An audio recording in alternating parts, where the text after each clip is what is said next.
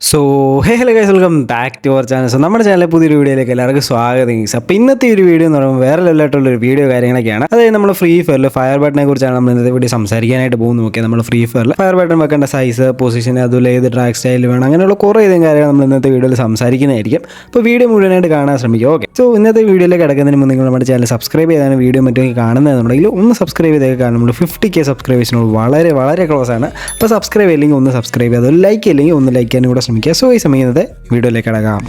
So ആദ്യമായിട്ട് നമ്മൾ നോക്കാൻ പോകുന്ന ഒരു സംഭവം എന്താണെന്ന് വെച്ചാൽ നമ്മുടെ ഫയർ ബട്ടൻ്റെ പൊസിഷനാണ്. ഓക്കെ, അപ്പോൾ ഏത് സൈഡിൽ നമ്മൾ ഫയർ ബട്ടൺ വെക്കണം എന്നുള്ളൊരു കാര്യമാണ്. അപ്പോൾ പല ആൾക്കാരും പല രീതിക്ക് കാര്യങ്ങളൊക്കെ ആയിരിക്കും വെക്കും. നോക്കി ഇപ്പോൾ ചില ആൾക്കാർ ഒത്തിരി മുകളിൽ വെക്കും, ചില ആൾക്കാർ ഒത്തിരി താഴെ വെക്കും, ചില ആൾക്കാർ ഒത്തിരി സൈഡ് വെക്കും. പല രീതിക്കായിരിക്കും ഫയർ ബട്ടൻ്റെ സൈസ് കാര്യങ്ങളൊക്കെ, പൊസിഷൻ കാര്യങ്ങളൊക്കെ അവർ വെക്കുന്നുണ്ടായിരിക്കുന്നത്.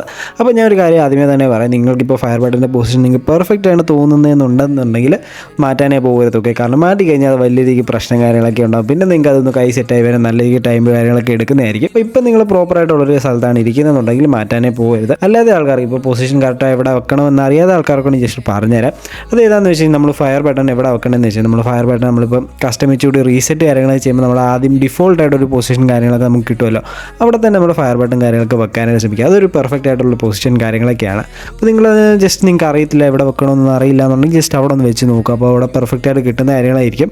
അല്ലാന്നുണ്ടെങ്കിൽ നിങ്ങൾ ജസ്റ്റ് കുറച്ച് താഴോട്ടോ അല്ല ജസ്റ്റ് സൈഡിലോട്ടോ ഒക്കെ ആക്കാനായിട്ട് ശ്രമിക്കുക. മുകളിലേക്ക് കൊണ്ടുപോകാൻ ശ്രമിക്കരുത്. കാരണം മുകളിലേക്ക് പോകുന്നതനുസരിച്ച് നമ്മുടെ ഡ്രാഗ് ചെയ്യാനുള്ള സ്പേസ് കാര്യങ്ങളൊക്കെ കുറേ, അതുപോലെ ഹെഡ് ഷോട്ട് കാര്യങ്ങളൊക്കെ കുറയാനുള്ള ചാൻസസ് വളരെ കൂടുന്നതായിരിക്കും. അതുകൊണ്ട് മാക്സിമം നിങ്ങൾ ആ ഒരു ഡിഫോൾട്ട് പൊസിഷനിൽ നിന്ന് ഒന്നേ താഴേക്ക് പോവുക, അല്ലെങ്കിൽ സൈഡിലോട്ട് ലെഫ്റ്റിലോ റൈറ്റിലോ ഒക്കെ മാറ്റാനായിട്ട് ശ്രമിക്കുക. ഒത്തിരി മുകളിലേക്ക് പോകാതിരിക്കാനായിട്ട് മാക്സിമം ട്രൈ ചെയ്യുക. അതായിരിക്കും നിങ്ങളൊരു പെർഫെക്റ്റ് ഫയർ ബട്ടൻ്റെ പൊസിഷൻ എന്ന് പറയുമ്പോൾ. സോ അടുത്തൊരു കാര്യം നോക്കുകയാണെങ്കിൽ നമ്മുടെ ഫയർ ബട്ടൻ്റെ സൈസാണ്. ഓക്കെ, അപ്പോൾ ഫയർ ബട്ടൻ്റെ സൈസ് എന്ന് പറയുമ്പോൾ ഒരിക്കലും മാറ്റർ എന്നൊരു കാര്യമേ അല്ല. കാരണം ഏതൊരു സൈസ് വെച്ചാലും നമുക്ക് പ്രോപ്പറായിട്ട് ഹെഡ് ഷോട്ട് അടിക്കാനായിട്ട് സാധിക്കുന്നതായിരിക്കും. എന്നാൽ ഒത്തിരി ചെറുതാക്കി വെച്ചാലോ അല്ല ഒത്തിരി വലുതാക്കി വെച്ചാലോ ഹെഡ് ഷോട്ട് കയറുമെന്നല്ല പറഞ്ഞത്. നമ്മളിപ്പോൾ ഒരു നോർമലായിട്ടുള്ള സൈസ് നമുക്ക് കൈ കൊള്ളുന്ന സൈസിൽ നമ്മൾ വെക്കുകയാണെന്നുണ്ടെങ്കിൽ നമുക്ക് ഹെഡ് ഷോട്ട് കാര്യങ്ങളൊക്കെ പ്രോപ്പറായിട്ട് അടിക്കാനായിട്ട് സാധിക്കുമായിരിക്കും. എന്നാലും ഒരു പ്രിഫേർഡ് ആയിട്ടുള്ള ഒരു പൊസിഷൻ സൈസ് നമ്മൾ നോക്കുകയാണെന്നുണ്ടെങ്കിൽ നമ്മുടെ തമ്മിൻ്റെ സൈസ് ഉണ്ടല്ലോ, ആ ഒരു സൈസിൽ നമ്മൾ വെക്കാനായിട്ട് ശ്രമിക്കുക. അപ്പോൾ നിങ്ങൾക്ക് എങ്ങനെ വെക്കണമെന്ന് അറിയില്ല എന്നുണ്ടെങ്കിൽ നിങ്ങൾ ജസ്റ്റ് കസ്റ്റമൈസ്ഡ് ചെന്നതിന് ശേഷം നിങ്ങളുടെ തമ്പ ജസ്റ്റ് ആ ഒരു ഫയർ ബട്ടൺ ജസ്റ്റ് ഒന്ന് ക്ലിക്ക് ചെയ്യുക. ക്ലിക്ക് ചെയ്തതിന് ശേഷം നിങ്ങൾ എല്ലാ സൈഡിൽ നിന്ന് നോക്കുമ്പോഴും നിങ്ങൾക്ക് ആ ഒരു ഫയർ ബട്ടൺ കാണാൻ പറ്റുന്നുണ്ട്, ലൈക്ക് പ്രോപ്പറായിട്ട് ഇരിക്കുന്നുണ്ട് എന്ന് തോന്നുന്നുണ്ടെങ്കിൽ അതായിരിക്കും നിങ്ങളൊരു പ്രോപ്പർ ഫയർ ബട്ടൺ സൈസ് എന്ന് പറയുമ്പോൾ. അപ്പോൾ നിങ്ങൾ ആ ഒരു ഫയർ ബട്ടൺ മാറ്റും ആ ഒരു സൈസ് കാര്യങ്ങളൊക്കെ യൂസ് ചെയ്യാനായിട്ട് ശ്രമിക്കുക. ഇത്തിരി വലുതാക്കി വെച്ച് കഴിഞ്ഞാൽ നമുക്കാണെങ്കിൽ അറിയാതൊക്കെ ഫയർ ബട്ടനെ കൈ കൊണ്ട് നമ്മൾ മൂവ്മെൻറ്റ് കാര്യങ്ങൾ സ്റ്റോപ്പ് ആവുകയോ ഫയർ കാര്യങ്ങളൊക്കെ ഓട്ടോമാറ്റിക് ആവുകയോ ഇഷ്യൂസൊക്കെ വരാൻ ചാൻസ് ഉണ്ട്. ഒത്തിരി ചെറുതാക്കി വെച്ചാൽ അതുപോലെ നമ്മൾ ഫയർ ചെയ്യുന്ന നേരത്ത് ഫയർ ബട്ടനെ കൈ കൊള്ളാതെ അങ്ങോട്ടും ഇങ്ങോട്ടും ഇഷ്യൂസ് കാര്യങ്ങൾ അതും വരാൻ ചാൻസസ് കാര്യങ്ങളൊക്കെ ഉണ്ട്.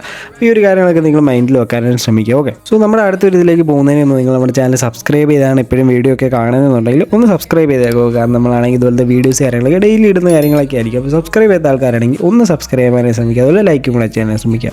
അപ്പോൾ അടുത്തൊരു കാര്യം നമ്മൾ നോക്കുകയാണ്, ഫയർ ബട്ടൺ വെച്ച് നമ്മൾ ഏത് രീതിയിൽ ഡ്രാഗ് കാര്യങ്ങളൊക്കെ ചെയ്യണം എന്നുള്ളൊരു കാര്യമാണ്. ഡ്രാഗിനെ കുറിച്ച് മിക്ക ആൾക്കാർക്കും അറിയാവുന്ന ഒരു കാര്യം തന്നെയായിരിക്കും. നമ്മൾ നമ്മുടെ ചാനലിൽ തന്നെ കുറേ വട്ടം പല കാര്യങ്ങളായിട്ട് പറഞ്ഞിട്ട് കാര്യങ്ങളൊക്കെ ഉണ്ട്. എന്നാലും ജസ്റ്റ് ഞാൻ ഒന്നുകൂടെ പറഞ്ഞുതരാം, അറിയാത്ത ആൾക്കാർക്ക് അതൊരു യൂസ് കാര്യങ്ങളൊക്കെ ആയിരിക്കും. അപ്പോൾ നമ്മൾ ഫയർ ബട്ടൺ വെച്ച് ഡ്രാഗ് ചെയ്യുന്ന സമയത്ത് ഇപ്പോൾ ലോങ് സൈഡിൽ നിൽക്കുന്ന ഒരു എനിമിയാണെന്ന് വിചാരിക്കും, നല്ല ലോങ് റേഞ്ചിൽ നിൽക്കുന്ന ഒരു എനിമിയാണെന്നുണ്ടെങ്കിൽ നമ്മൾ മാക്സിമം സ്ട്രേറ്റ് ഡ്രാഗ് തന്നെ കൊടുക്കാനായിട്ട് ശ്രമിക്കുക. കാരണം സ്ട്രേറ്റ് ഡ്രാഗ് കൊടുക്കുന്നതനുസരിച്ച് നമുക്ക് സ്ട്രേറ്റ് ഈസിലി ഡ്രാഗ് ചെയ്ത് ആ ഒരു എനിമി ഫിനിഷ് കാര്യങ്ങളൊക്കെ ചെയ്യാനായിട്ട് സാധിക്കുന്നതായിരിക്കും. അതേസമയം ഷോർട്ട് റേഞ്ചിൽ നിൽക്കുന്ന ഒരു എനിമിയാണെന്ന് വിചാരിക്കുക, ഷോർട്ട് റേഞ്ചിലോ അല്ലെങ്കിൽ മിഡ് റേഞ്ചിലോ അല്ലെങ്കിൽ എക്സ്ട്രീം ക്ലോസ് റേഞ്ചിലൊക്കെ നിൽക്കുന്ന എനിമിയാണെന്നുണ്ടെങ്കിൽ നമ്മളിതുപോലെ റൊട്ടേഷൻ ഡ്രാഗ് കാര്യങ്ങളൊക്കെയാണ് അവിടെ യൂസ് കാര്യങ്ങളൊക്കെ ചെയ്യുന്നത്. ഓക്കെ, റൊട്ടേഷൻ ഡ്രാഗ് എന്താണെന്ന് അറിയില്ല, ജസ്റ്റ് ഒന്ന് പറഞ്ഞുതരാം. റൊട്ടേഷൻ ഡ്രാഗ് എന്ന് പറയുമ്പോൾ സിമ്പിളാണ്. നമ്മളിപ്പോൾ ജസ്റ്റ് നമ്മുടെ എനിമി ലെഫ്റ്റ് സൈഡിലേക്ക് ഓടുകയാണെന്നുണ്ടെങ്കിൽ നമ്മുടെ ഡ്രാഗ് ബട്ടൺ ജസ്റ്റ് ലെഫ്റ്റ് സൈഡിലേക്ക് ഡ്രാഗ് കാര്യങ്ങളൊക്കെ വെച്ച് ടോപ്പിലേക്ക് ഡ്രാഗ് കാര്യങ്ങളൊക്കെ ചെയ്യാൻ റൊട്ടേഷൻ ഡ്രാഗ് എന്ന് പറയുന്നത്. അത് സെയിം തന്നെ നമ്മൾ റൈറ്റ് സൈഡിലേക്ക് ഓടുന്ന എനിമിക്ക് റൈറ്റ് സൈഡിലേക്ക് റൊട്ടേഷൻ ഡ്രാഗ് കാര്യങ്ങളൊക്കെ ചെയ്താണ് റൊട്ടേഷൻ ഡ്രാഗ് എന്ന് പറയുന്നത്.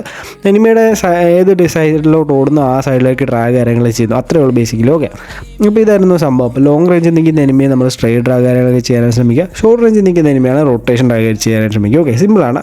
അപ്പം ഇതായിരുന്നു നമ്മുടെ ഫയർ ബട്ടൺ യൂസ് ചെയ്ത് നമ്മൾ ചെയ്യേണ്ട മൂന്ന് മെയിനായിട്ടുള്ള കാര്യങ്ങൾ. ഓക്കെ, അപ്പോൾ ഈ ഒരു 3 കാര്യങ്ങളും നിങ്ങളെ ഗെയിം പ്ലേയിൽ ഇംപ്ലിമെൻറ്റ് കാര്യങ്ങൾ ചെയ്യുകയാണെങ്കിൽ നിങ്ങൾക്കും പ്രോപ്പറായിട്ട് ഫയർ ബട്ടൺ പെർഫെക്റ്റ് ആക്കി എടുക്കാനൊക്കെ സാധിക്കും, പെർഫെക്റ്റായിട്ട് ഹെഡ് ഷോട്ട് കാര്യങ്ങളൊക്കെ അടിക്കാനും സാധിക്കുന്നതായിരിക്കും. അപ്പോൾ നിങ്ങൾ വീഡിയോ ഇത്രയും നേരം കണ്ടിട്ട് ചാനൽ സബ്സ്ക്രൈബ് ചെയ്യില്ലെങ്കിൽ ഒന്ന് സബ്സ്ക്രൈബ് ചെയ്തേക്കുക, ലൈക്ക് ഇല്ലെങ്കിൽ ഒന്ന് ലൈക്ക് ചെയ്യാനും ശ്രമിക്കുക. സോ ഈ സമയത്തിന് അടുത്തൊരു വീഡിയോ കാണുന്നവരെ ബൈ ഗൈസ്.